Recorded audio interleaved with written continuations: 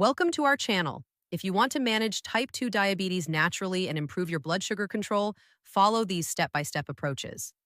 Step 1. Adopt a low glycemic diet rich in vegetables, lean proteins, healthy fats, and whole grains while limiting refined carbohydrates and sugars. Step 2. Monitor your blood sugar levels regularly as directed by your healthcare provider to understand how foods and activities affect your glucose. Step 3.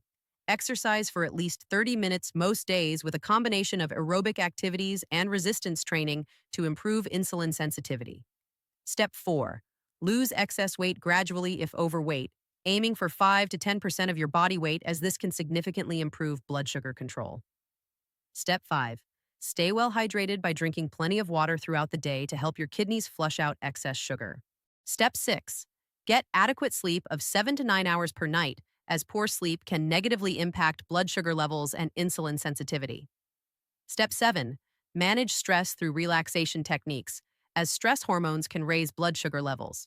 Step 8. Work closely with your healthcare team, including your doctor, diabetes educator, and nutritionist, to create a comprehensive management plan. Don't forget to like this video and subscribe to our channel.